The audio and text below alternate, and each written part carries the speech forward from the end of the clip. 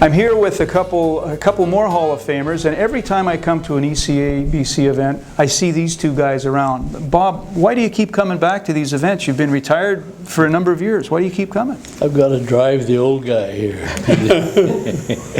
we come in from Abbotsford and Langley, so we got to go together. But there's got to be some benefits to coming out to these meetings for you. There always has been. I've been a member of ECA since 1980. When I formed my company, Vancouver Industrial Electric, and we attended every meeting and every function that was going, and had some great friendships. And I've learned so much through ECA. Their educational code courses and special courses, wonderful, very timely and very good information. And I've held several positions with ECA, vice president, secretary, treasurer, president for a couple of years, and they were all very enjoyable years. Especially liked when we had our board of directors meetings in far-flung places. Those were fun trips.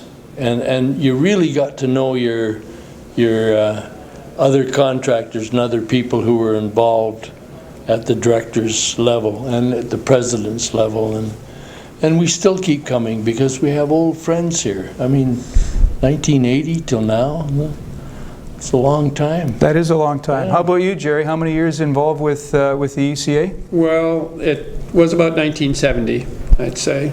Things were a little different then. It was primarily a union organization at that point. It was a transitional time, and I was a little involved with bringing the union and the members together and having some meetings together, and gradually over time, of course, it's changed. And I think people looking at ECA from the outside don't realize how important it is to be a member, to be able to affect changes in the industry.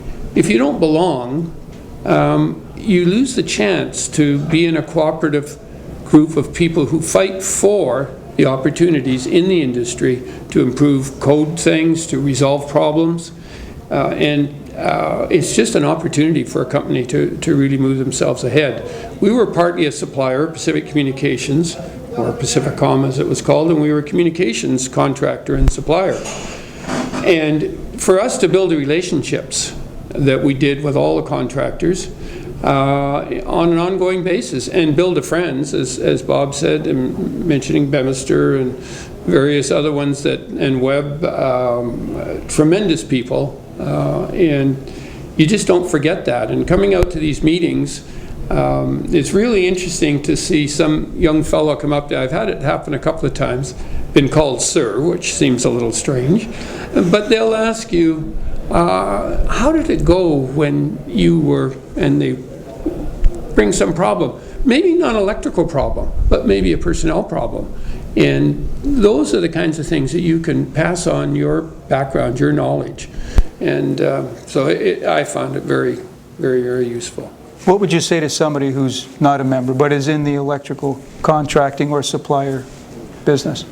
If they're not invited to ECA, they don't realize at any time what the value of being a member of ECA is.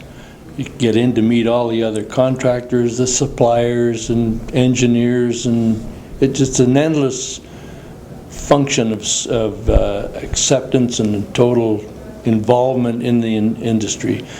It's an absolute must. I don't see how any contractor can be really successful without having ECA behind them.